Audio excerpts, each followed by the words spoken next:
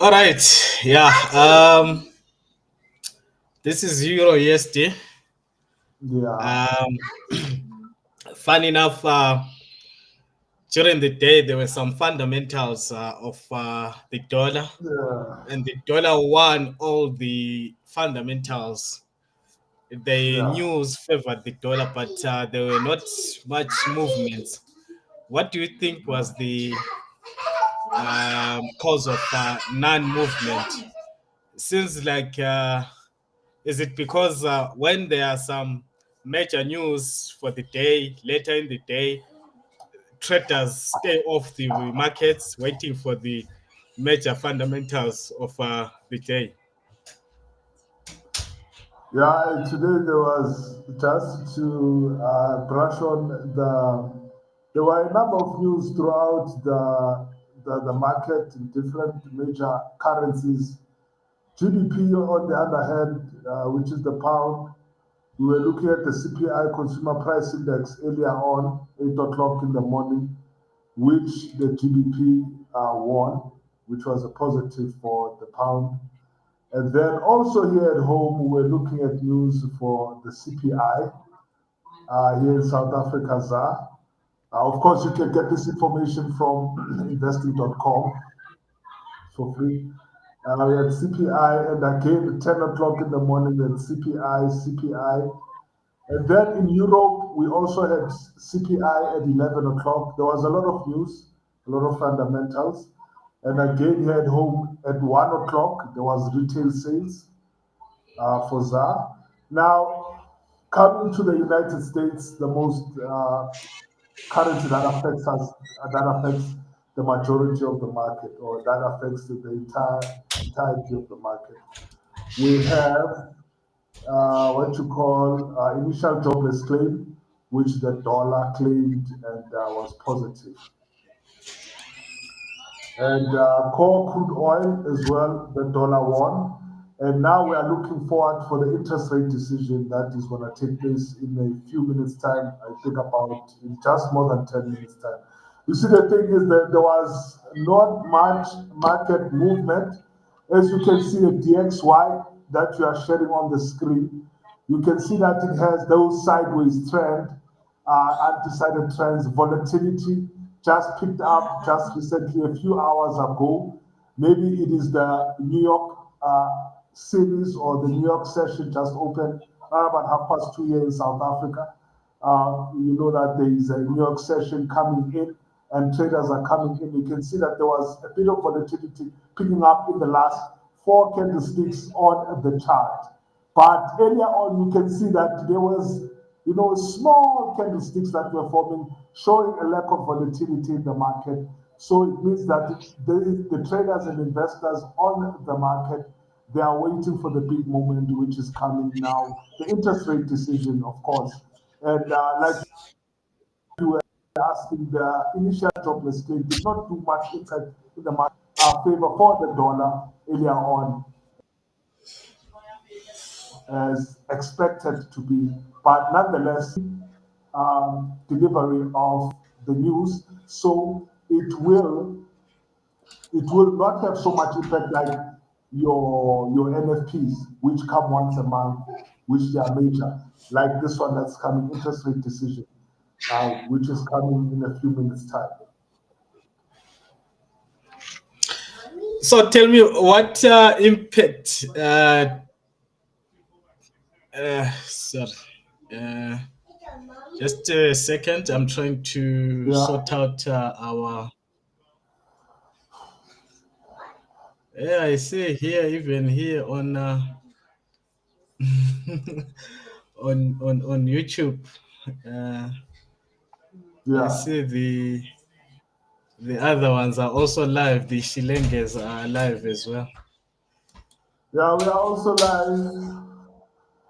We're also timing, waiting for the big moment. Everybody, most traders, I'm not surprised, all over the world, content creators, market watchers, traders, investors, all sorts, whether they are crypto, forex, stock market investors, they are all glued to the screen, they are all glued to this moment, including here at home at Empire Finance. We are also waiting for the big moment.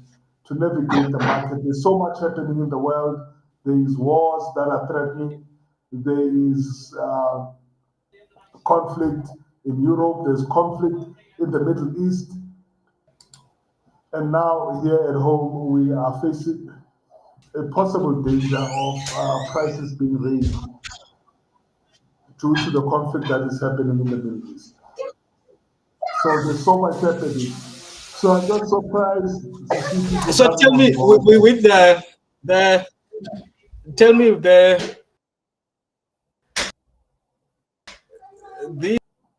these fundamentals, Yes, what impact they you have a can huge tell? one. Yeah, yeah. How much You see impact what do they impact have? they have. They might not even have an impact. The thing is, we will see there when we get there, because they might not have so much of an impact, because according to my research, when I look at the past research, or when I look at the last time the interest rates that were held, the previous interest rates were held at 4.5%. Okay, and previously, that was previously. Now their forecast is also 4.5%. Okay, and the actual, it was 4.5%. So the interest rate decision at this level has been kept at 4.5%. It hasn't changed for quite some time. Can read for you from May 2025, March, January. It has been on, like from January, beginning of this year. The interest rate decision has stayed on 4.5. So it will remain to be seen, because the last time the interest rates that were high, it was in last year, September 18th. Interest rates were at 5%. And then it dropped down to 4.75% in November. It dropped down by just 0.25%. And then now on December, from December 18th, we've been having 4.5% interest rate only. December, January, March, May, and now we are in June, and we are anticipating whether they're going to raise the interest rate above back to maybe say 4.75%, or they're going to keep it on this level. Because if they keep it to this level, the market impact, I doubt that it will have so much of a market impact. Maybe there would be a continuation of a trend. If the dollar was going up, then the dollar will continue going up. But if the interest rates rise up, or the interest rates go down, the dollar may lose strength at this point. Let's say they take interest rates down to 4.25% to 4.2%. Is it now? Is it currently at 4.5%? So 6 minutes to go. Jerome Powell will be at the podium.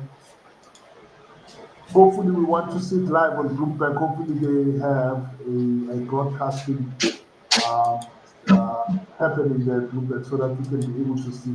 And also the market movement. I can see the BXY looks quiet at the moment. I don't know, is your chart? Yes. Yeah, it's very, very quiet. It's, like it's standing still. It's waiting for that big blow. Then when the big blow comes up, and then when Jerome Powell comes on podium, then we're gonna see some real movements. Let's see what happens 8 o'clock. I'll be studying the decisions as well, on the interest rate decisions that is gonna be taken 8 o'clock this evening.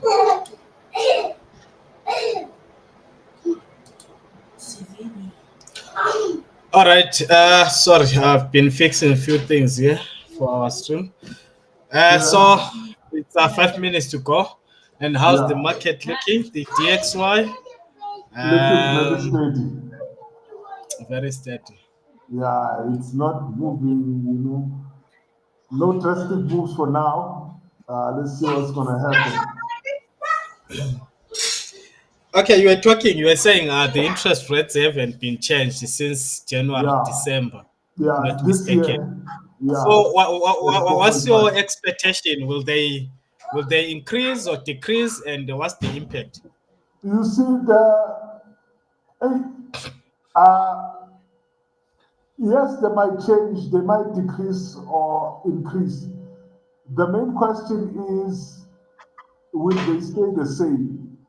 Now, because of a geopolitical unrest that is happening in and around the world, I don't know if the market will be able to, or the decisions that the Federal Reserve is going to take, are they going to be based on the instability? Because now the United States have now sort of like joined the war in the Middle East. They are sending their military, um, if I should say, their military power to the east, to Middle East to try to defend the Israeli government, the regime, and all that stuff. The only thing that I'm concerned about, I'm thinking about, will this change the nature of the United States way of getting revenue? So we don't know if like they going to fix the interest rates according to what's happening now, or will these interest rates go beyond the situation that is happening in the Middle East? There is a lot that's happening in the United States. Remember, on the good side as well, we have the FIFA Cup, what FIFA Club World Cup that is happening. There is a lot of tourism that's taking place in the United States, and there's a lot that is happening. Those kind of things may also add to factors to what's really happening, and the interest rate decision. I don't know if these things could affect the interest rate decision. But on the other hand, I do believe that consumers in the United States have been quite confident. As you saw, the CPI has been positive for the dollar. Consumer price index last week came out positive for the dollar. Interest rates, which means that the interest people are spending more, so the rates have been going down. But mostly people are looking for interest rate cuts. That's the better way. I think Donald Trump would have like loved to see interest rate cuts at this level. So I Uh, think it might stay the same. I hear you, but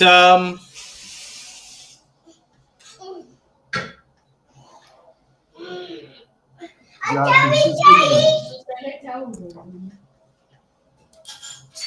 It's been. I'm surprised the 10-year Treasury isn't can you hear the 5%. sound? Fed funds is Yeah, four I and can three eighths. hear It's it. been 4 and 3/8 for a while. We've already had half of the year go by, and one after another rate cut that was expected pulled off the board. So that's There's already 2 minutes to happened, and the go. market's on board with a rate cut in December. You could take that off the board. I don't care. We're 4 and 3/8%. We've been there for a long time, but we see it because All right, yeah, but tell me about the we have meetings. with the regards to the war. Um, is the United States getting involved? Do you Yeah, think if they get involved, is this is gonna spill over to a full blown war where yeah, the yeah, Chinese, the Russians, and the other powerful nations get involved? yeah. Because now you see Trump, he comes in and says, let us negotiate. He's looking for negotiations. He looks to talk to Iran and the Israeli leaders. But it looks like that is something that might not happen. Because even now, as we're speaking, there is like, missile bombs from one country to the next and so forth. Now, you must remember, Iran is supported by Russia and China. Then you have Israel, which is supported by the United States and other NATO countries as well. So it might be a full blown war because Iran has the US number. Okay, it's 8 o'clock now. Rate decision imminent. So yeah, it could be a very, very dangerous war. It could escalate if there's no peace settlement in terms of negotiations. It may blow up. We need James Bullard to come back and give us that low ball dot. Yeah, he actually was thinking, he took So now we're gonna get it live here. recognize more greatly the weakness in the U.S. economy as evidenced by the downside DXY is surprises, falling, as well just- as what we have seen. DXY just with went respect down. to the labor market and the housing market. Neil Dada, that's just for you. Heading into that meeting, into that decision, we are staging a rally up about 1/3% for the S&P and NASDAQ. Russell 2000 more dependent on Fed easing, up almost 1%. Right now, let's head over to that decision. Yeah, no change in rates, very few changes to the statement, no change to the dot plot, and some expected changes to the outlook. Fed officials still forecasting 2 rate moves by the end of this year, as 7 members now forecast 2 cuts, 2 more than in March, or forecast no cuts rather, 2 more than in March. 4 see just 1 cut. They do see 1 less cut than they had for next year. The biggest change to the statement is the balance of risks. Uncertainty about the economic outlook has diminished, it says, but remains elevated. In May, the committee said uncertainty had increased further and that the risks of higher unemployment and higher inflation have risen, a phrase that is dropped from the statement today. They also changed their labor market outlook to say unemployment remains low rather than May's stabilized at a low level in recent months. Labor market conditions remain solid, they say.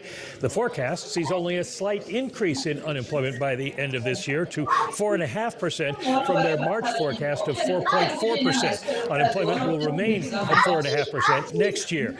Inflation, however, is forecast to rise significantly. It will end this year at 3%, up from a 2.8% projection in March. Headline inflation was 2.1% last month. Core inflation will be 3.1% this year, up from a March forecast of 2.8%. Growth should slow, rising 1.4% this year. That is down from a projection of 1.7% in the March SEP. The neutral rate remains at 3%, though some members think it may fall in 2026.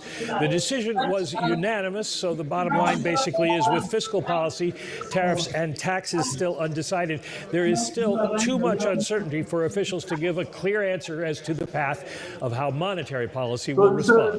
So much great work as always. It's Michael McKee, our correspondent for economics. We're looking right now at a reaction in markets that is treating this as a dovish it's just a message. reaction. We're seeing a rally into bonds For now, across it's the just a board. reaction. A sharp Went rally down, in the it went 2-year in down, even particular, the and that is Euro extending USD. into equities. What you're seeing is down almost 5 Having basis a- points for the that's 2-year like a yield, reaction. 3.9%, partly because of the dots, the idea that they are keeping 2 rate cuts getting priced in or gamed out for the dots. That, I think, is the news of, so far, the statement. Based on all my conversations, you're dead on. It's really important that they're gaming out 2 more rate cuts this year.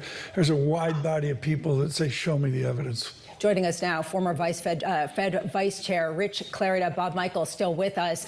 Rich, what's your take on their reluctance to get rid of one of those rate cuts getting gamed out in the dots? Yeah, Lisa, I thought going in it was a close call. I actually thought they would get rid of one of those cuts. So I think you read it well. It is a dovish lean from the committee. I do know that apparently they took out 1 cut next year, but that's way down the road. So they still have those 2 cuts in, even though they see more inflation than they did in March. I look Richard Clarida say Jeffrey Frankel at Harvard years ago saying we've got to go beyond the dual mandate. Within the scope and scale of your economics and what you did at the Fed, line up the priority of those things: employment, inflation, economic growth, or the side distractions we have from the president. Line up those distractions forward for Jerome Powell. Well, I think right now, look, the economy's in a pretty good place. The labor market is at or close to full employment.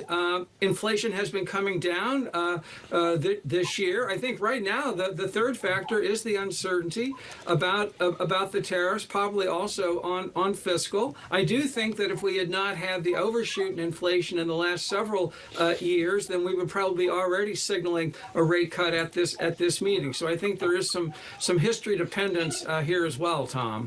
Bob, what's your take on this in terms of what we were I expecting, think the which is conference one is rate gonna come cut and getting have priced past in, one of eight. them getting priced out, No, it's and gonna what come we and did have see, past which eight, is a not sort of that I think. stagflationary mix of a downgrade to growth Yeah, and an that's- increase in inflation, but not as much as we That's the were conference. expecting.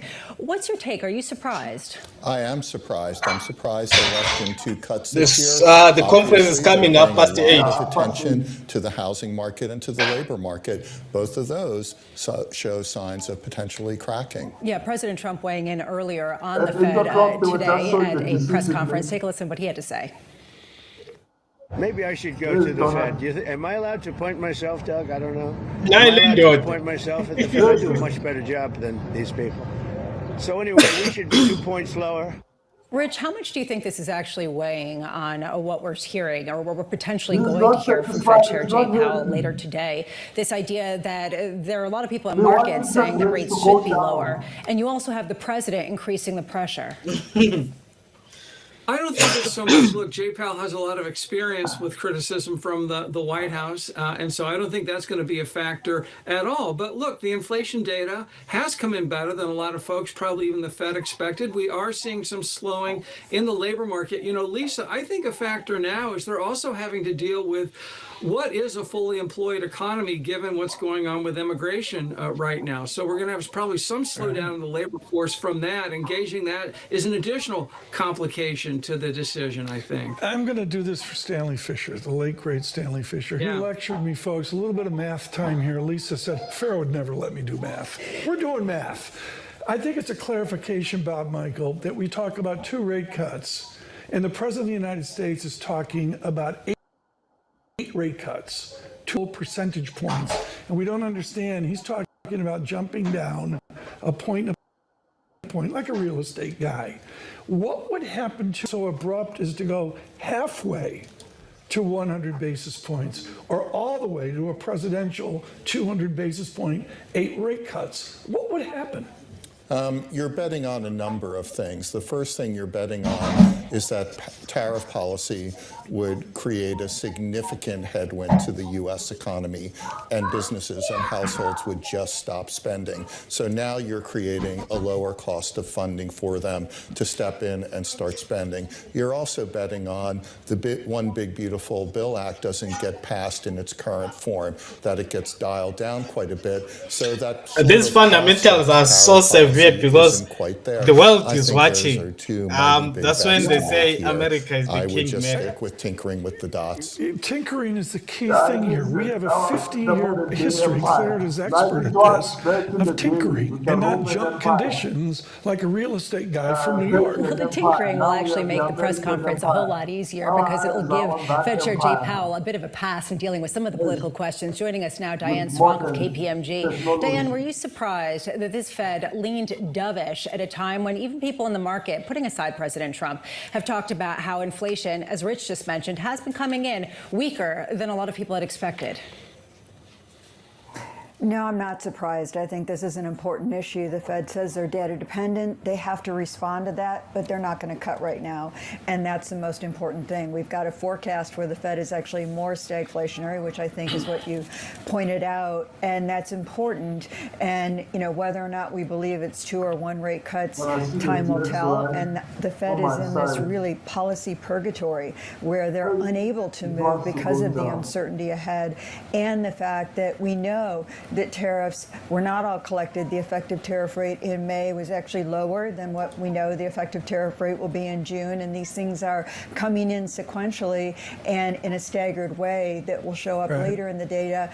And that's what the Fed's waiting to see. And Diane Swonk, the headline's simple here. Jennifer Pinero, thank you for this. 1.4% on growth and 3% on inflation. That's that Swonk stagflation that we're looking at. What's your conviction that we would see a reduced GDP level?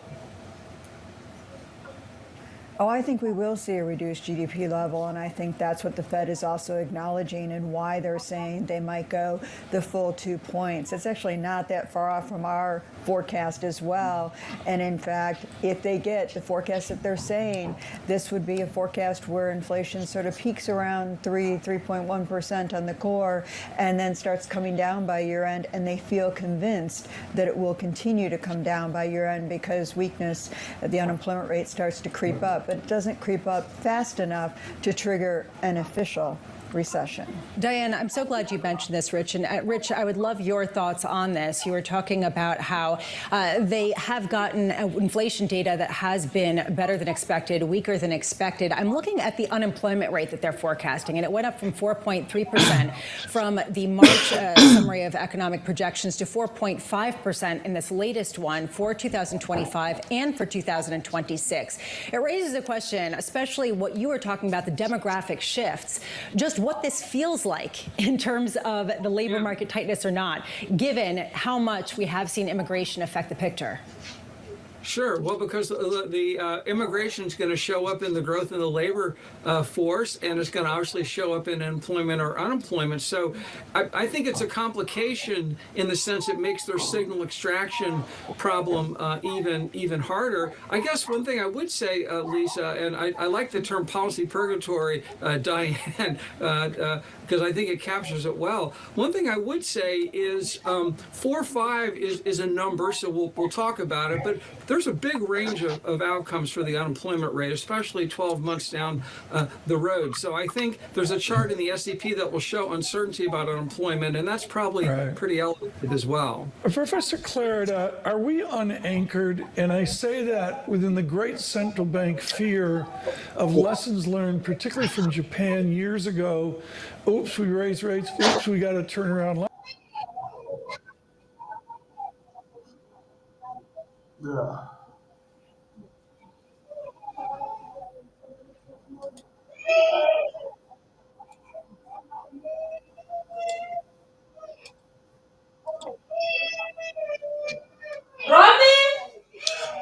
Why the tell me something?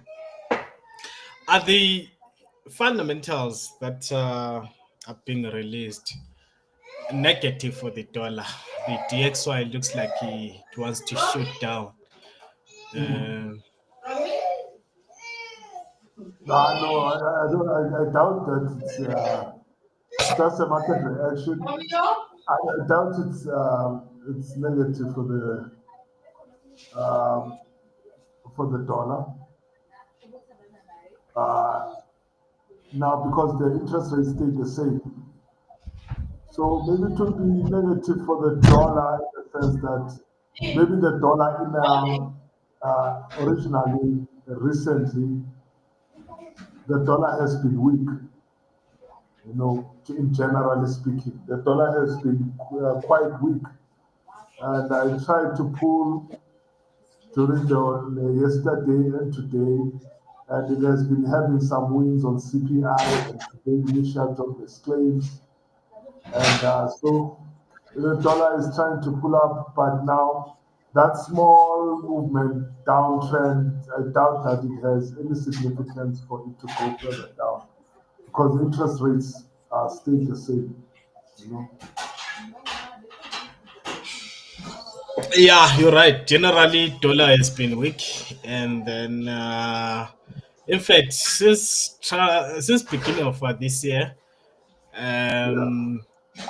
March, April, Trump trade war, the dollar has been weakened so severe. But well, maybe in the last quarter of the year, it will get stronger when the Trump policies start taking effect, or his policies start, because there are so many people who believe that whatever his policies are meant, they're meant for good. They are meant to strengthen the American economy. So we're expecting that to start taking effect. But of course, it's not a short term thing. It's not something where we look at it's gonna happen anytime soon. It might happen in the next year or two, whatever his policies are. It's not a short term; it's a long term. But of course, in the short term, we need to start seeing those positive results. Yeah, of course. Trump is unpredictable, to be honest. You cannot be certain about him because, for example, in his campaigns, um, he said, like, if he becomes president, for example, I just want to make an example about the man, Donald Trump's leadership. In his campaigns, during his run-up to become a president, he promised people several things. One of which he said, the moment he steps into the office, the war in Ukraine and Russia would stop immediately. That's one of the things. And then he said there would be no war. But now, if you look at the situation now where we are,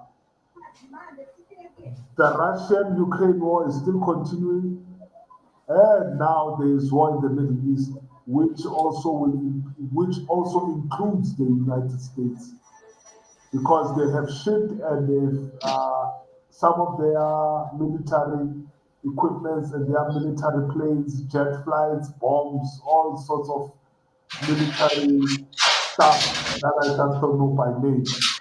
So Donald Trump said there's no war, but here we are in the war zone. And this war is threatening to make things a bit more expensive, the products, because the trade route, which is in the Middle East, that supplies oil, that is very, very crucial for the world trades across the world, has now been suspended due to airstrikes between Israel and Iran. So it makes it more difficult for people to import oil from the Middle East.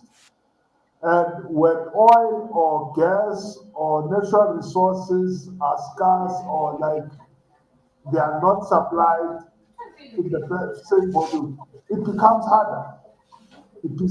Businesses will suffer, and when businesses suffer, eventually consumers will suffer. And when they suffer, it will become very difficult for people to purchase the normal goods, and it will send prices skyrocketing. But when all of this is happening, also the currency value, the value of the currencies across the world, especially the dollar. Because the dollar, if this kind of thing continues, I do believe that the dollar will lose value in itself. Like back in the day when the United States attacked Iraq in 2003, it had a very negative impact towards the dollar during George Bush's presidency, when he attacked Saddam Hussein. Do you still remember those days? How old were you? Yes, it's been a I was in high while. school. Thereabout, yeah, 2000, 2001, It's 2002. happening in 2003. It's happening again. It's all over happening again for Iran and Israel. And now the world economies are going to suffer. Because the Middle East, man, is the oil. That's where the oil is. That's where the energy is. That's where the power is. That's where everything happens. Middle East, it's the Middle Earth. It's the middle of all the world. So if that place is unstable, it becomes very difficult for other trading regions to be stable. So things are destabilized at the moment. People are panicking, people are looking for ways going out. We as traders also have to look out for the market, because anything can happen. All I'm saying is Donald Trump, I cannot predict him. He's unpredictable. I don't know what he can say tomorrow. He can wake up tomorrow, even with these things with tariff, 90-day break of tariffs and whatnot. I don't know what's going to happen after those 90 days happen, because prime ministers, president, including Mr. Ramaphosa, went to see Donald Trump about trade, talking about trade, negotiating. Zelensky also went to trade, to negotiate about trade talks. Now, the prime minister, I believe, from Germany, went to talk to Donald Trump, talking about trade. So there are talks in terms of trade. So this tariff story of his is sort of flat down. Now there is a new threat, which is the Middle East war, which is for me is a bigger threat, a much bigger threat. Yeah, you're right. Donald Trump, you can't really trust him. He wakes up tomorrow with a different version of Yeah. himself. Who would have thought that all of a sudden him and Elon Musk would turn against each other? Of course, it might be just an act or something, or that's what some people believe. That is just that's art. They're acting, but obvious, we can judge what we see on the public eye. But yeah, the man who cannot be trusted because of every day he's got something up his sleeves. He's got weight policies. So yeah, it's always different. But now the question is, are we directly affected by the war in the Middle East, in the Iraqi and Israel? Are we directly affected? How so? How deep is it? How affected can we go? Yeah, we are very much affected, especially here in Africa, where most of our imports depend on the energy or the oil from the Middle East. Most of our imported products, you can talk about clothing, you can talk about food products that are imported in this country. Most of the gas and most of the petrol, the energy is from the Middle East, most of it, if I should say. And now all of these imports are unstable because of that situation. You see, now that area in the Middle East, I don't know, I should have showed you the map. It covers Saudi Arabia, 3 countries, I think. Saudi Arabia, Iraq, Israel, and Iran. Okay? All these countries, 4 of them, okay? They are the Middle East cores. Now the entire section there is unstable. Forget about Gaza Strait and all that stuff. Okay, that is not, it's more possible. But now, when you talk about Iran is way on the other side. Look at the map. And Israel is on the other side. In order for you to get to Israel from Iran, you have to skip Iraq, you have to skip Saudi Arabia. So when they are shooting these rockets, or when they are shooting these bombs, they go over 2 countries. Yes. You can see there on the map, Iran is there. Can you see how big is it? Israel is a small country in that corner. So when they shoot these rockets, can you imagine? Yes, Iran is so big. I wasn't aware of that. Iran is so big. It's even bigger than Iraq. Yeah, it is bigger than Iraq. It's a big country, Iran. You can see now their missiles will go over Iraq. It has to go over Jordan, Saudi Arabia, and into Israel. Can you see how small Israel is? You can't even see it. Tell me something. Look, I need to go deeper on this. I mean, why Israel will move from here, jumping Iraq to Iran to fight Iran? What's the issue? It's a geopolitical issue. They don't like each other from the beginning. In fact, you know that Saudi Arabia supports Iran. You see this country here, this big country just next to Yes, Saudi Arabia. They support who? Iran. Okay. So can you see like Israel is surrounded? Syria as well. Syria doesn't like Israel. These are all Muslim countries. Iraq is a Muslim country as well. See how dangerous the situation is. So Israel, if it breaks down that Israel is supported by America, for instance, Pakistan, can you see Pakistan? Where is Pakistan? Just go, you see there's Afghanistan, then there's Pakistan. Pakistan, they say they will drop a bomb on Israel. So all of these countries in this region surrounding Israel, they are against Israel. And Israel is supported only by America, and America is on the other side of the world. So it's a difficult situation. But for now, we have Iran and Israel fighting for now. But if it goes big, it's gonna be a mess.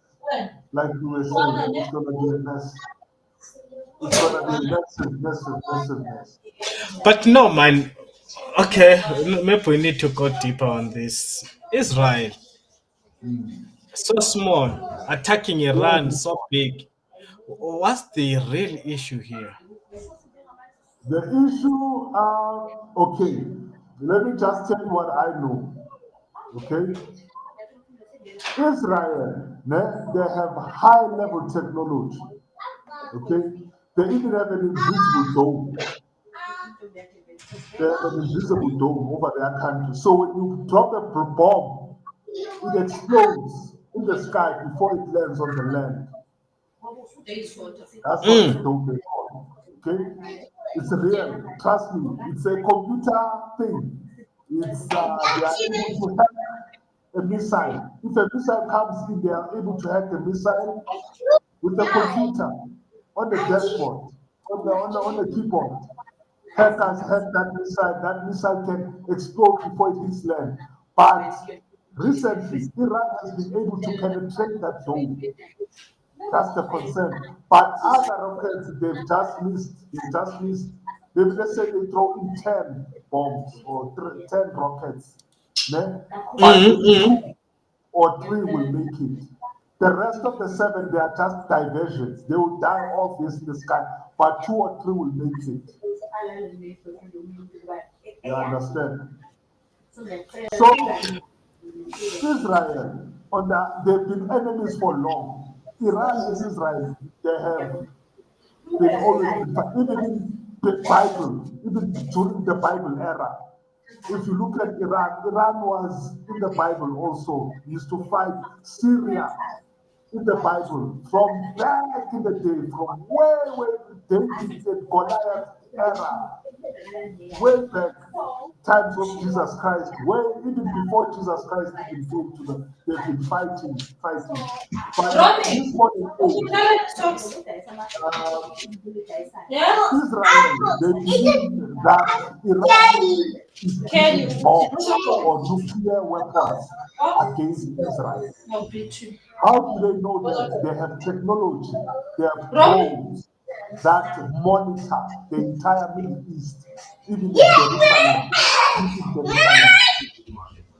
So Benjamin Netanyahu, Israel's prime minister, said, these guys are going to destroy us, so let me destroy them before they destroy us. So 6 days ago, Israel launched an attack on Iran.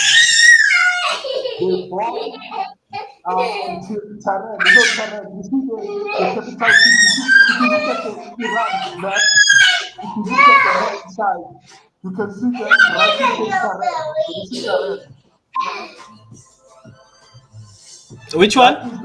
That is the Tehran. You see on top, that's their capital city. Like, All right, the news are coming. Let's put on the Bloomberg. Let's go back to the Bloomberg and see how the market is gonna react. We'll have a broadcast of this one separately some other time. Yeah, I think it's so interesting. We've got so much information. We're gonna have to We're gonna have to come Yeah. back to this one. We're gonna have to come Yeah. back to this. It's so interesting topic, yeah. Yeah, we have to this one. Okay. China still almost fully priced into Fed rate cuts. Okay. And how there was Are we discussion, seeing and the a Fed's few going to need to what they- discuss it, about potentially allowing banks to hold more treasuries without getting penalized for it or having be charged anything. Do you think this would materially shift anything in addition to maybe adding some incremental liquidity? Would it actually cause banks to go out there and be bidders, be buyers of treasuries in a new kind of way? I think that the impact is likely at the margin. I think many banks you don't actually think is being constrained by the SLR at the moment, and therefore easing up a little bit, I think, may not have as big of an impact as anticipated. I think also there was actually some hope or optimism that there'd be even greater relief around SLR, for example, excluding treasuries from the ratio. And so kind of the news reports around just kind of dropping the rate, I'm not sure are going to have as big of an impact as anticipated. But I think as you take a bigger picture on this, what you do see, and I think what's been hinted at by Rich and maybe Bob, is this idea that, look, I think foreign investor demand for U.S. Fox. Yeah, Fox, like just say Jerome Powell live. Because I have it here.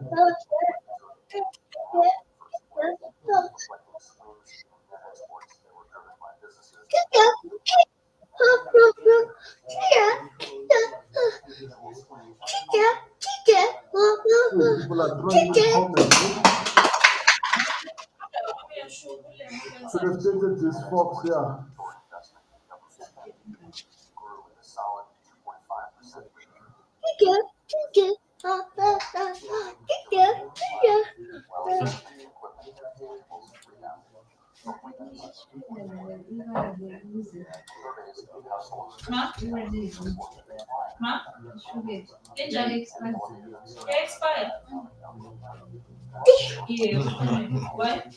Weakness in the fourth quarter.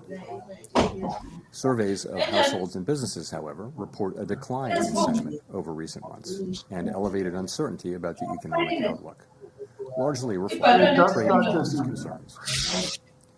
It remains to be seen how these developments might affect future spending and investment. In our summary of economic projections, the median participant projects GDP to rise 1.4% this year and 1.6% next year, somewhat slower than projected in March.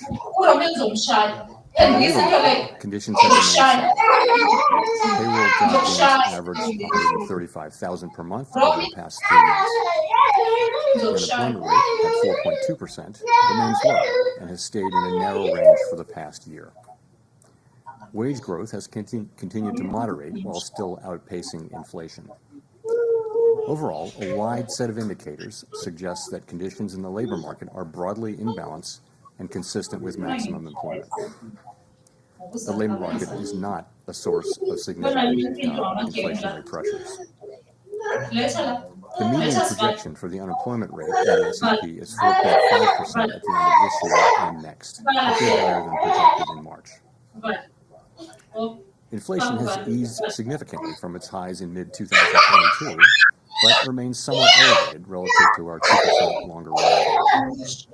Estimates based on the Consumer Price Index and other data indicate that total PCE prices rose 2.3% over the 12 months ending in May, and that, excluding the volatile food and energy categories, core PCE prices rose 2.6%. Near-term measures of inflation expectations have moved up over recent months, as reflected in both market and survey-based data. Respondents to surveys of consumers, businesses, and professional forecasters point to tariffs as the driving factor.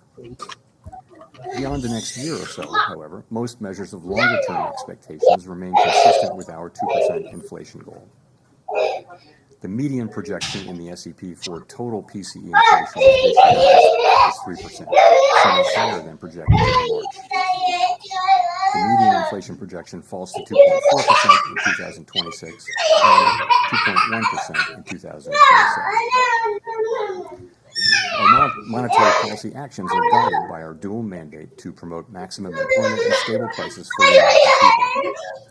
At today's meeting, the committee decided to maintain the target range for the federal funds rate at 4.25% to 4.5%, and to continue reducing the size of our balance sheet. We will continue to determine the appropriate stance of monetary policy based on the incoming data, the evolving outlook, and the balance of risks. Changes to trade, immigration, fiscal, and regulatory policies continue to evolve, and their effects on the economy remain uncertain. The effects of tariffs will depend, among other things, on their ultimate level. Expectations of that level, and thus of the related economic effects, reached a peak in April and have since declined. Even so, increases in tariffs this year are likely to push up prices and weigh on economic activity. The effects on inflation could be short-lived, reflecting a one-time shift in the price level. It's also possible that the inflationary effects could instead be more persistent. Avoiding that outcome will depend on the size of the tariff effects, on how long it takes for them to pass through fully into prices, and ultimately on keeping longer-term inflation expectations well anchored. Our obligation is to keep longer-term inflation expectations well anchored and to prevent a one-time increase in the price level from becoming an ongoing inflation problem. As we act to meet that obligation, we will balance our maximum employment and price stability mandates, keeping in mind that without price stability, we cannot achieve the long periods of strong labor market conditions that benefit all Americans. How long does this speech last, We may find ourselves in a challenging scenario in which our dual mandate goals are in tension. If that were to occur, we would consider how far the economy is from each goal and the potential of different time horizons over which those respective gaps would be anticipated to close. For the time being, we are well positioned to wait to learn more about the likely course of the economy before considering any adjustments to our policy stance. In our SEP, FOMC participants wrote down their individual assessments of an appropriate path for the federal funds rate based on what each participant judges to be the most likely scenario going forward. The median participant projects that the appropriate level of the federal funds rate will be 3.9% at the end of this year, the same as projected in March. The median projection declines to 3.6% at the end of next year and to 3.4% at the end of 2027, a little higher than the March projection. These individual forecasts are always subject to uncertainty, and as I've noted, uncertainty is unusually elevated. And of course, these projections are not a committee plan or decision. At this meeting, the committee continued its discussions as part of our 5-year review of our monetary policy framework. We focused on issues related to assessing the risks and uncertainties that are relevant for monetary policy and the potential implications for policy strategy and communications. Our review includes outreach and public events involving a wide range of parties, including... With Monday.com, every business, no matter the industry or size, can simply work better. Monday.com. We are open to new ideas and critical feedback, and we will take on board lessons of the last 5 years in determining our findings. We intend to wrap up any modifications to our statement on longer-run goals and monetary policy strategy by late summer. After that, we will consider enhancements to our suite of communications tools, including the SEP. The Fed has been assigned 2 goals for monetary policy: maximum employment and stable prices. We remain committed to supporting maximum employment, bringing inflation sustainably to our 2% goal, and keeping longer-term inflation expectations well anchored.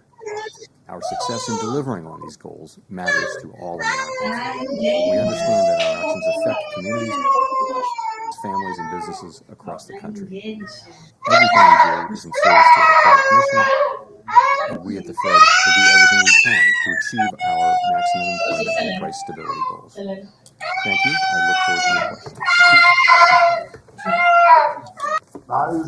Thank you. Colby Smith of the New York Times. To what extent has the more limited impact from tariffs at this stage on inflation changed your view on what the ultimate economic fallout will be from these policies and the timing of when they will materialize in the data? So we've had 3 months of favorable inflation readings since the high readings of January and February, and that's, of course, highly welcome news. Part of that just is that services, core services, both housing services and non-housing services, have really been grinding down toward levels that are consistent with 2% inflation. So that's the good news. We've had goods inflation just moving up a bit, and of course we expect, as you point out, we do expect to see more of that over the course of the summer. It takes some time for tariffs to work their way through the chain of distribution to the end consumer. A good example of that would be goods being sold at retailers today may have been imported several months ago before tariffs were imposed. So we're beginning to see some effects, and we do expect to see more of them over coming months. We do also see price increases in some of the relevant categories like personal computers and audiovisual equipment and things like that that are attributable to tariff increases. In addition, we look at surveys of businesses, and there are many of those, and you do see a range of things, but many companies do expect to put all or some or all of the effective tariffs through to the next person in the chain, and ultimately to the consumer. Today, the amount of the amount of the tariff effects, the size of the tariff effects, their duration and the time it will take are all highly uncertain. So that is why we think the appropriate thing to do is to hold where we are as we learn more. And we think our policy stance is in a good place where we're well positioned to react to incoming developments. It looks like it's getting In terms strength. of how we should interpret the rate cuts penciled into the SEP, is this reflecting that there's this expectation that Just a underlying little bit, inflation man. I will was just stay low expecting enough more in the chain aggressive that allows the movement committee to eventually than move this. ahead with those Looks cuts, like today the or is it market about is less. responding to a deterioration in economic activity, let's say? I mean, how should we make sense of the forecast? So if you look at the forecast, you will see that people do generally Yeah, expect if it inflation to move didn't, up and then if to come it at back down. least became But we can't worse just or assume. Of course, better, we don't but know now that. it's And just neutral. our job is to make sure, So one the of our jobs market is to is make just sure that quiet. a one-time increase in inflation doesn't turn into But it's worth an looking inflation into, problem. And it's worth that will looking depend into, on the because size of the anything can effects, happen. how long it takes Anything for them could to come in, happen. and ultimately on keeping inflation expectations anchored. Like, everybody is watching, but everybody. Hi, and thanks, Chair Powell. Howard Economy. Schneider with Reuters. If you look at That's the rate path starting in December to today and adjusted over the full time horizon you've got there, you've taken about a quarter point per year out of your projected path, and you end at a higher rate at end 2027 than you had in the prior forecast. Is that a result of a sense that tariffs will lead to more persistent inflation? Is it a result of reassessments of where your short-term neutral rate is? Why are you on a slower path? So I would focus most on the nearer term as you get out to the later years. It's hard for anybody to know where the economy is going. You didn't see people moving their longer term, estimate of the neutral rate, for example, at this meeting. So and those things are probably slow moving. So I think if you look at what's happening here since March, this is since March, right? You see a little slower growth, just a tiny tick up, one tick up in unemployment, and you see inflation moving up 0.3. And by the way, it was a similar move from the December SEP to the March. So that's what you see. You see the effects of tariffs.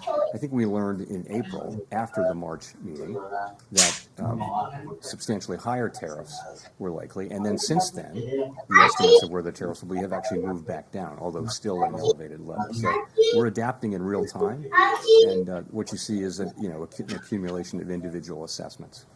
You say in the statement that risks have diminished on that front, but the July 9th, drop dead date for all the Liberation Day tariffs is still out there and unresolved. You've got now an exchange of missiles between two Middle East adversaries with a possible U.S. involvement. How can you justify saying that risks have diminished? So what we said was that uncertainty uncertainty about the economic outlook has diminished but not elevated. Many surveys say they do. So and that's actually a line from the Teal Book, which you can see in 5 years. Remember to check that. No, but if you think about it, tariff uncertainty really peaked in April, and since then has come down. And that's really what that's just acknowledging. It's diminished, but still elevated. It's uncertainty. So I think that's an accurate statement. Thank you. Chris Rugaber at Associated Press. There is an argument out there in favor of cutting rates more immediately. Inflation has continued to cool and is back to roughly 2% despite the tariffs. And I guess I also wanted to ask about cracks in the job market with gross hiring slowing, concentrated in just a few industries. We've seen some housing data, including this morning, that has been pretty weak. Do you see any concerns that the economy is weakening and that is a reason to cut rates going forward? So we do of course monitor all those things. I think if you look at the overall picture, what you're seeing is 4.2% unemployment and an economy that's growing at a rate hard to know given the unusual flows in the first quarter, but it appears to be 1.5–2%, maybe a little better than that. Sentiment has come up off of its very low levels. It's still depressed. So you can point to things. The housing market is a longer run problem and also a short run problem. I don't think it's indicative of, basically the situation is we have a longer run shortage of housing, and we also have high rates right now. I think the best thing we can do for the housing market is to restore price stability in a sustainable way and create a strong labor market, and that's the best thing we can do for the housing market. You asked about the job market. Again, look at labor force participation, look at wages, look at job creation. They're all at healthy levels now. I would say you can see perhaps a very, very slow continued cooling, but nothing that's troubling at this time. But we watch it very, very carefully. So overall, again, the current stance of monetary policy leaves us well positioned to respond in a timely way to economic developments for now, and we'll be watching the data carefully. Well, just quickly on, given that there are concerns inflation will rise, but there is the alternate scenario that tariffs would create demand destruction and slow growth sufficiently, and that would perhaps keep a bit of a lid on inflation. Do you see odds of that scenario? What kind of odds do you see of that scenario coming true? And how many months of cool inflation would you need to see before concluding that maybe that lower inflation scenario is taking place? So this is very much the conversation today and yesterday. There are many, many different scenarios, many combinations of scenarios where inflation does or doesn't prove out to be at the levels we think, and where the labor market does or doesn't soften. And I think what you see people doing is looking ahead at a time of very high uncertainty and writing down what they think the most likely case is. No one holds these rate paths with a great deal of conviction, and everyone would agree that they're all going to be data dependent, and that you can make a case for any of the rate paths, I think, that you see in the SEP. And we do this once a quarter. It's a hard thing to do particularly at this time, but it does reflect. If you see somebody writing down a rate path that involves cuts, that's them saying. Yeah, but obviously these questions also have got an effect because they bring out more of what was being discussed, or more of what you how much say. uncertainty we face, though. It's a clarification. Thank you. Mr. Chair, I wonder if you could describe for us some of those scenarios. How do you get to a place? I'm noticing that the uncertainty levels in your forecast are very high. How do you get to a place where you have the confidence in the outlook for, say, inflation and or growth or the unemployment rate? How many months does it take, and what do you want to see in the data to get to that level of confidence to actually reduce rates off the restrictive end? So it's very, very hard to say when that will happen. We know that the time will come. It could come quickly. It could not come quickly. As long as the economy is solid, as long as we're seeing the kind of labor market that we have and reasonably decent growth and inflation moving down, we feel like the right thing to do is to be where we are, where our policy stance is, and just learn more. And in particular, we feel like we're going to learn a great deal more over the summer on tariffs. We hadn't expected them to show up much by now, and they haven't. And we will see whether to the extent to which they do over coming months. And I think that's going to inform our thinking for one thing. In addition, we'll see how the labor market progresses. So at some point it will become clear. I can't tell you exactly when that will be. And meanwhile, we'll be watching the labor market very carefully for signs of weakness and strength, and tariffs for signs of what's going to happen there. And of course, there are many developments ahead. Even in the near term, developments are expected on tariffs. So I think we don't yet know with any confidence where they will settle out. We have an estimate, and it's I think all estimates are now pretty close together, but it's the estimate. When you say estimate of the impact of tariffs on the core PCE, is that what it is? Could you share that? What you start with is what's the effective tariff rate overall, and people are managing to that. But the pass-through of tariffs to consumer price inflation is a whole process that's very uncertain. As you know, there are many parties in that chain. There's the manufacturer, the exporter, the importer, the retailer, and the consumer, and each one of those is going to be trying not to be the one to dollar getting strong. Together, they will all pay for it together, or maybe one party will pay for it. But that process, yeah, it's picking up strength. And we haven't been through a situation like Look, this. We have to be humble about what he said today, there are so many positive things about the dollar that he said. Also checking on Twitter here, and again, people say uncertainty peaked in April and has come down.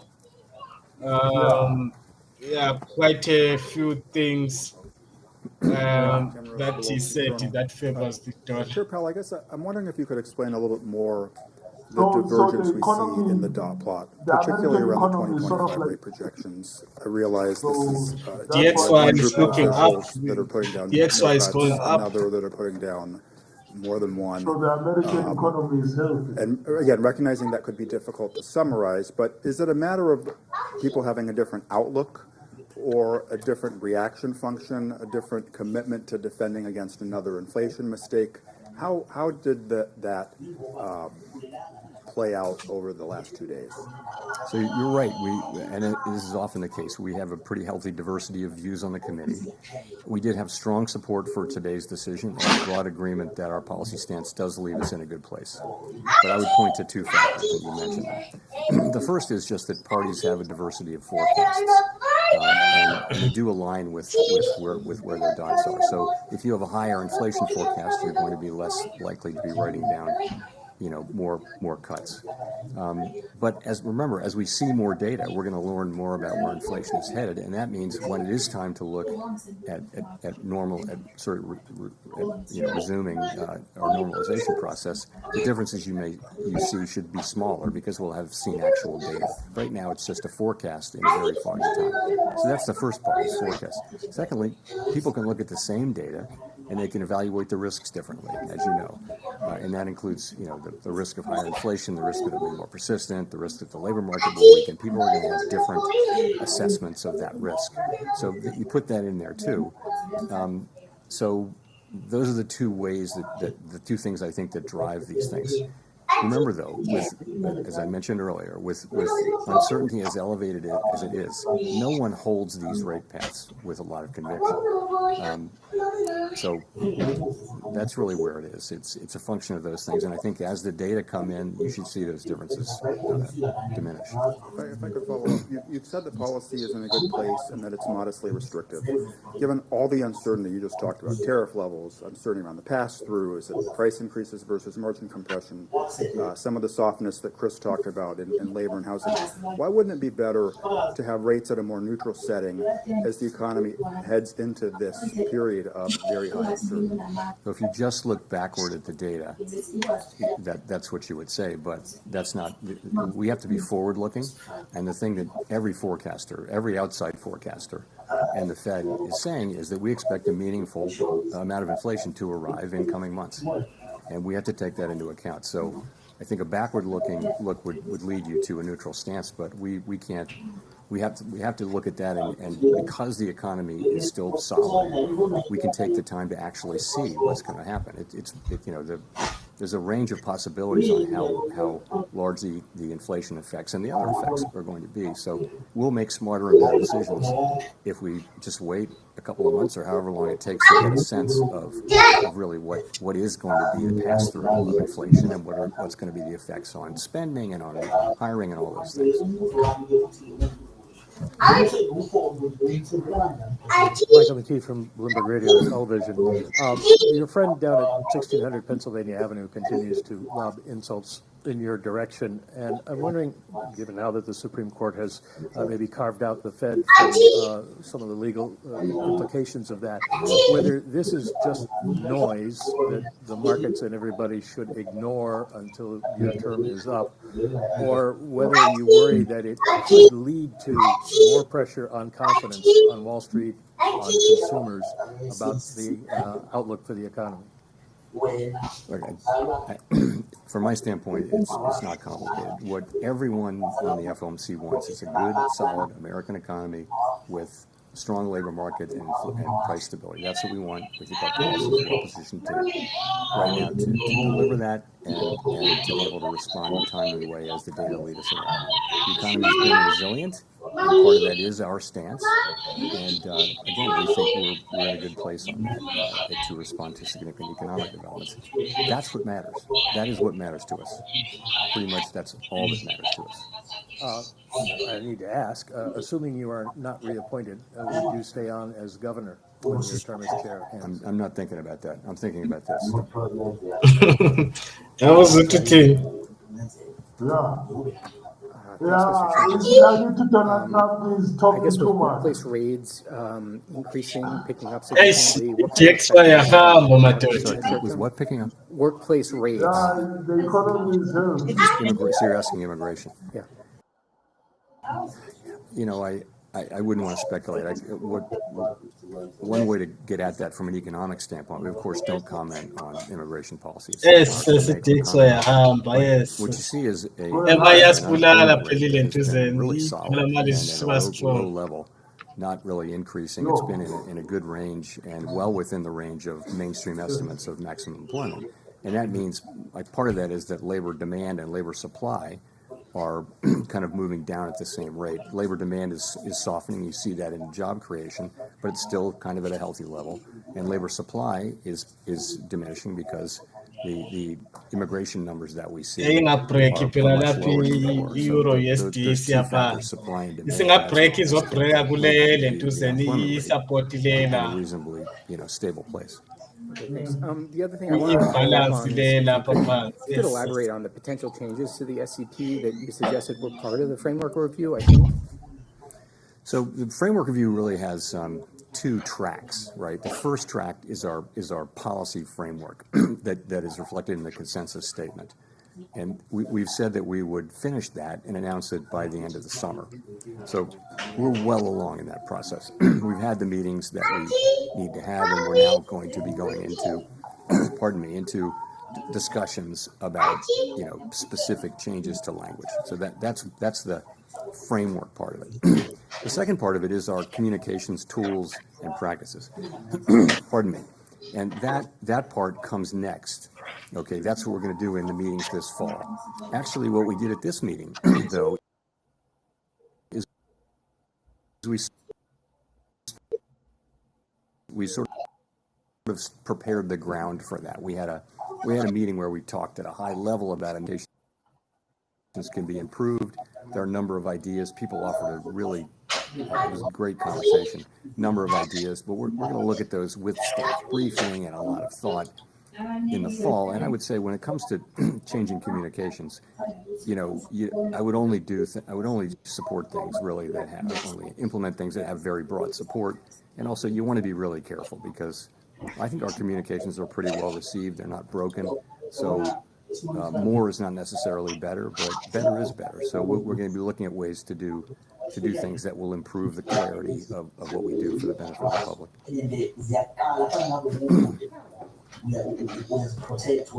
Thanks, Chair Powell. Kelly O'Grady, CBS News. You're famously known as the guy that makes decision based on data instead of speculation. You said today the inflation data is in a good place. We don't know how tariffs are going to impact prices going forward. That's all.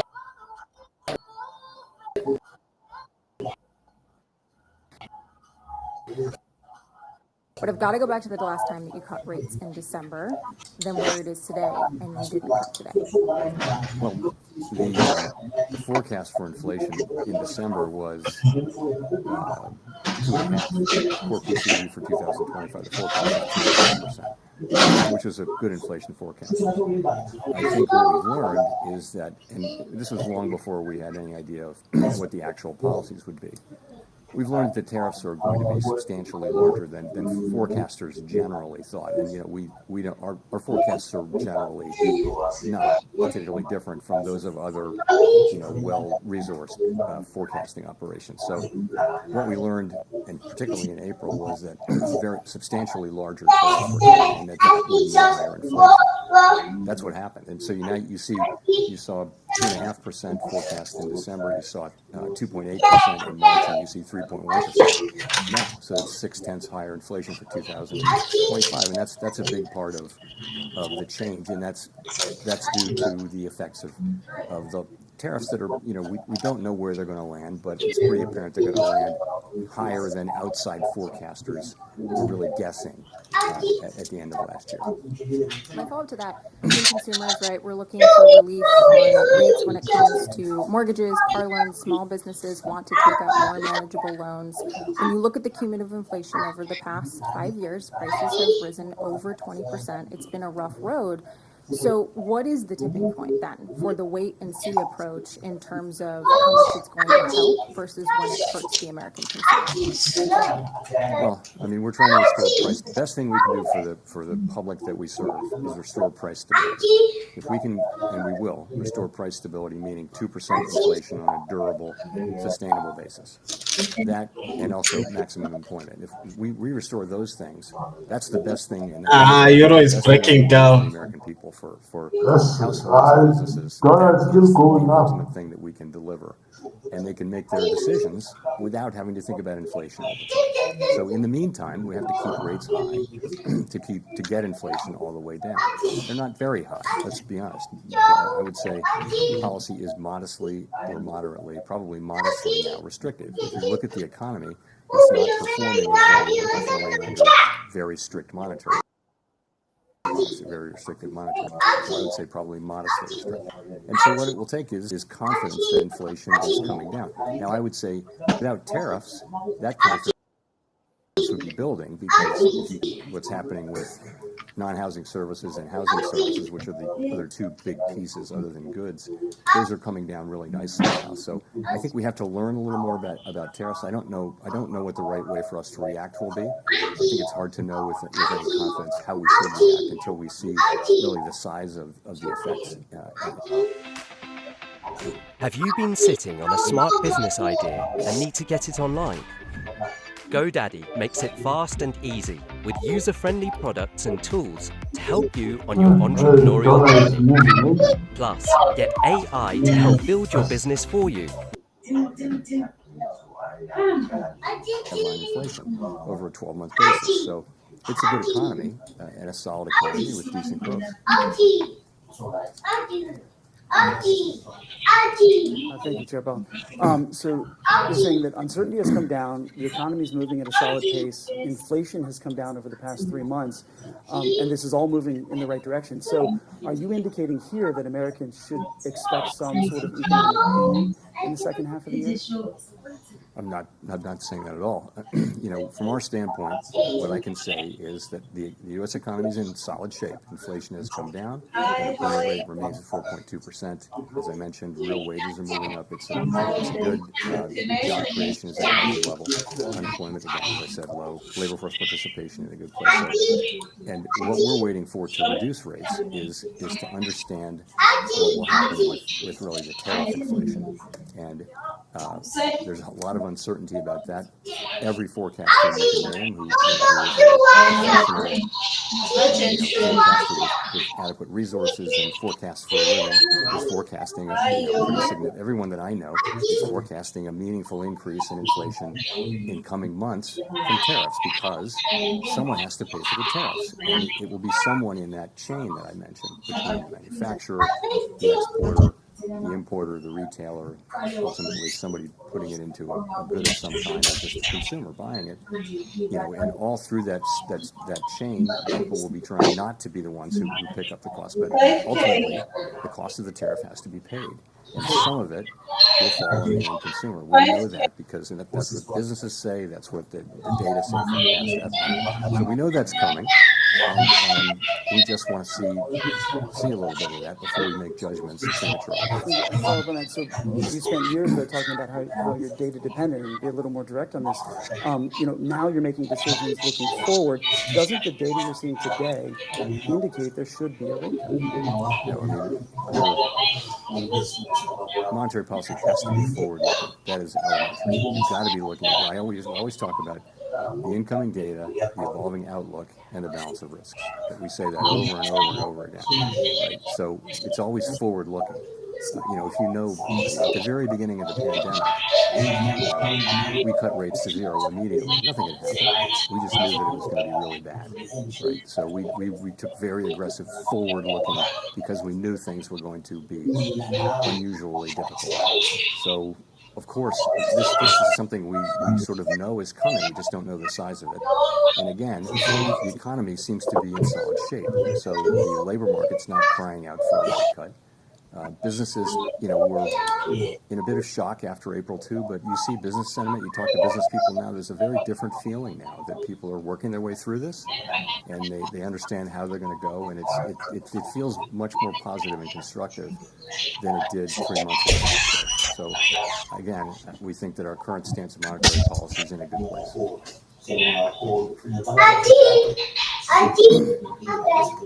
Thank you. I'm Mara Moakley with Bloomberg. Chair Powell, in February, you told Congress that the Fed is, quote, overworked, maybe not overstaffed. Then in a memo to staff in May announcing the debt resignation program at the Fed, you said you wanted to ensure that the Fed was, quote, right-sized. Those two statements appear to be at odds with one another. Could you explain what changed in the roughly 3 months between those statements that made you decide that staff levels at the Fed should decline? I don't see it at all as intention. So I was asked, is the Fed overstaffed? And I said no. And I sort of said as a pun, overworked, not overstaffed. People do work extremely hard at the Fed. I know they work hard at Bloomberg too.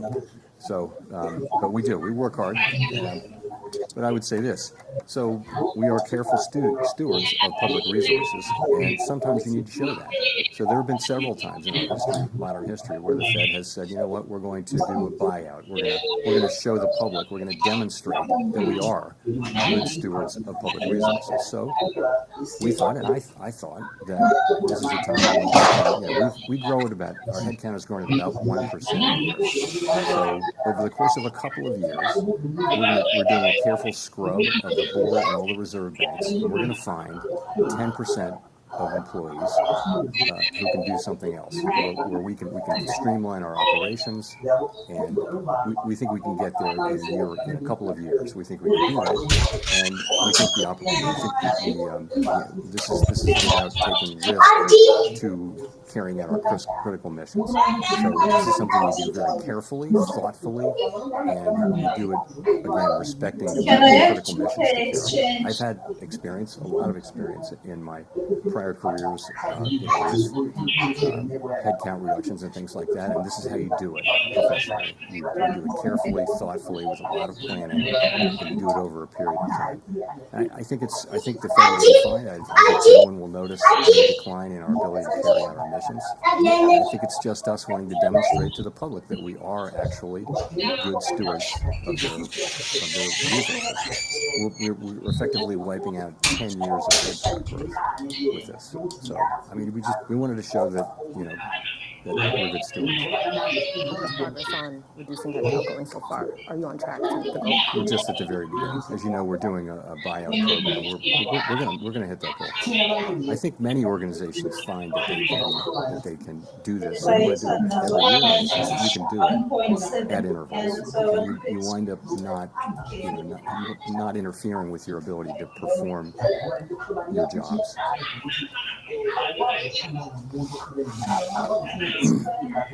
Chair Powell, Claire Jones from the Financial Times.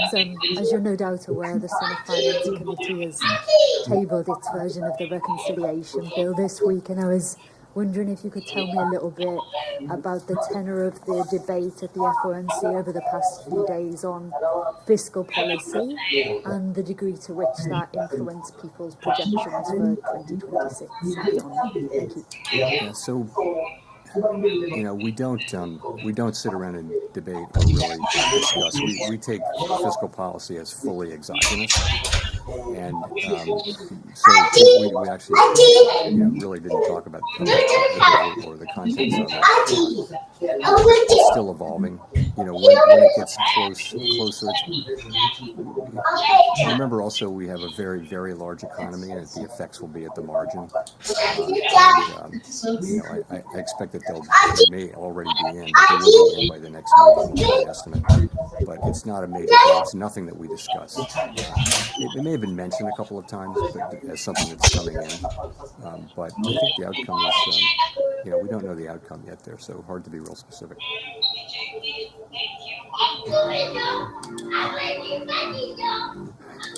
Thanks, Chair Powell. Neil Irwin with Axios. There have been some cutbacks in economic statistics collection in the last few weeks, and worries that long-running problems around funding and response rates may be getting worse.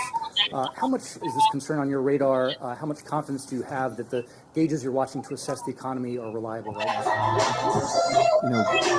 Two things. One, the data we get right now, we can do our jobs. I'm not concerned that we can't do our jobs. That's not the point. The point really is that we are starting to see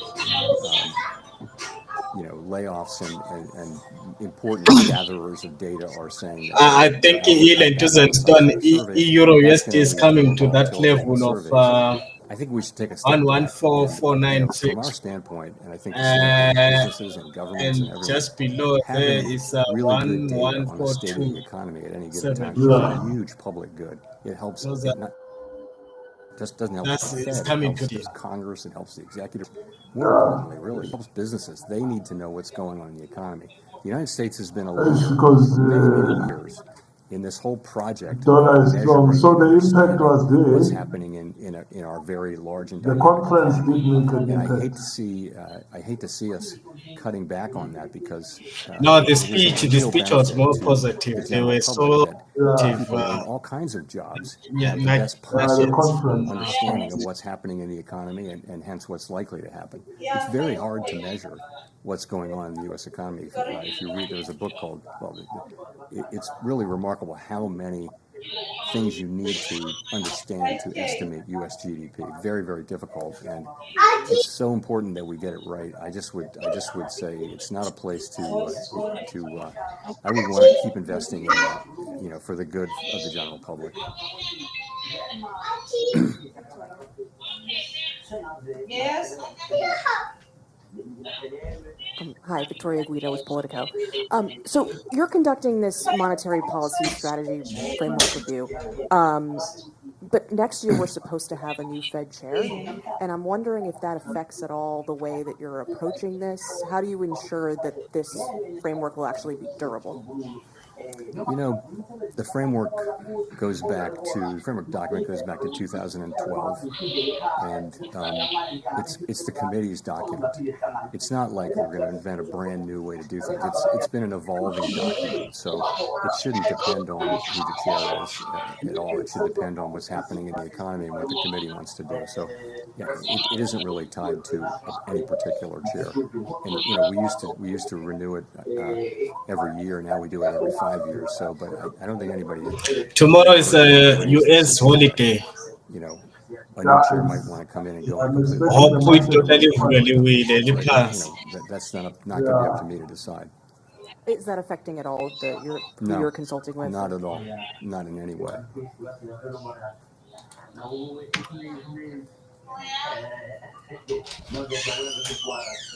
Thank you. Chair Powell, Matt Egan from CNN. Relatively low gas prices this year have helped drive down inflation in recent reports, but that trend is starting to reverse given the crisis in the Middle East. How are you thinking about how the Israel-Iran conflict will impact the economy, especially inflation? And what lessons were learned during the 2022 period when another conflict, the Russia-Ukraine war, sent oil and gas prices down? So of course we're watching, like everybody else is, what's going on. I really don't have any comment on that. Possible that we'll see higher energy prices. What's tended to happen is when there's turmoil in the Middle East, you may see a spike in energy prices, but it tends to come down. Those things don't generally tend to have lasting effects on inflation, although, of course, in the 1970s, they famously did, because you had a series of very, very large shocks. But we haven't seen anything like that now. The U.S. economy is far less dependent on foreign oil than it was back in the 1970s. So, but A quick follow-up. I just got to ask you about artificial intelligence. Some technology executives have recently been warning that AI could wipe out a large chunk of entry-level jobs and significantly increase the unemployment rate. I'm wondering how concerned you are, if at all, about the threat that AI poses to employment. So this is the question. The question really is, will AI be more augmenting labor or replacing labor? And I wouldn't, we all see those announcements, including one today. I wouldn't, overread a couple of data points, because, AI should be creating jobs at the same time. It may be replacing, maybe doing both. Anyone who's done any work with it, with AI, will have been a little bit stunned at how capable it is. And it's just a different thing. So I think this is something that certainly has transformational potential. And probably we're in the very early stages of it. They say what you're seeing now compared to what you'll see in 2 years is going to be very different and even more effective. So I think it's really hard to know. Of course, there are optimists who feel like it's going to make everybody much more productive. And there are those who think it's going to replace an awful lot of jobs right across the income spectrum, white collar, blue collar, and everything. So I just don't know. We don't have a house view on that, but this is going to be a very important question for some time.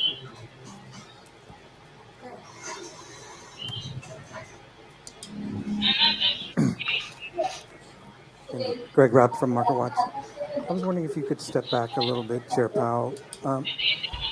There's a spate of articles and a lot of op-eds now in the newspapers saying that the U.S. economy and the global economy is going through this profound change, akin to the end of the Bretton Woods era in the 1970s.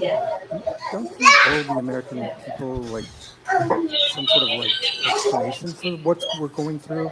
I mean, I noticed earlier this month when you talked about Bretton Woods a little bit, and you said that Bretton Woods, the Fed staff had to change how the dollar movements of the dollar was impacting the economy.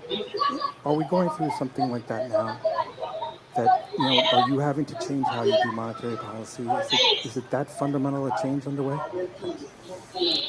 Thanks. It's certainly a time of real change. From a geopolitical standpoint, from a trade standpoint, from an immigration standpoint. You see this not just here, but everywhere. So there's quite a lot going on. It doesn't change the way we do monetary policy in the near term. And it doesn't change our objectives or what we need to do. And these things are not really our issues. They're really issues for elected governments. All of those issues are really for elected governments. But there's no question it's a time of real change, and very hard to see where that goes. Will it be? There have been many things written about how it's going to be a more inflationary time. That's possible. It's not guaranteed.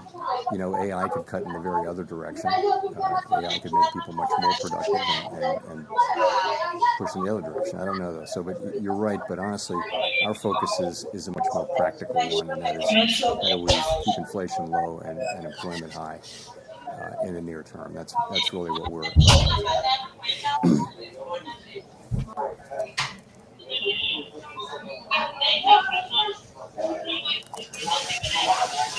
Hello, Chairman Powell. Mark Hamrick with Bankrate. What is the view about the growing amount of slack in the job market, including the softening in payrolls, the forecast of a modest rise in the unemployment rate, and the ability of workers to demand wage hikes or not in this environment where you have inflation surging? You don't really see unemployment going up. You don't see increased slack really. I mean, at the margin. Remember, you're at 4.2% unemployment. That was for many, many years, that was an extremely low level. It happens to have come up off of an even lower level as we came out of the pandemic. We were as low as 3.4%, but 4.2% is probably at the low end of estimates of the longer run, sustainable level of natural rate of unemployment.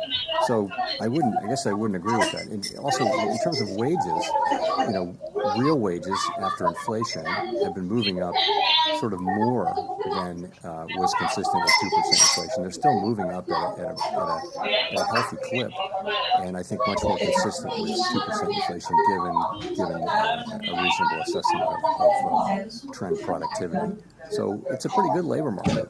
You're right that the level of job creation has come down, but so has the supply of workers, the change in the supply, the new supply. So you've seen the unemployment rate remain pretty stable at 4.2. It's been as high as 4.3, but those are good numbers. So it's a pretty good labor market. The thing is, there's a more concerning thing is there's not a lot of layoffs, but there's not a lot of job creation.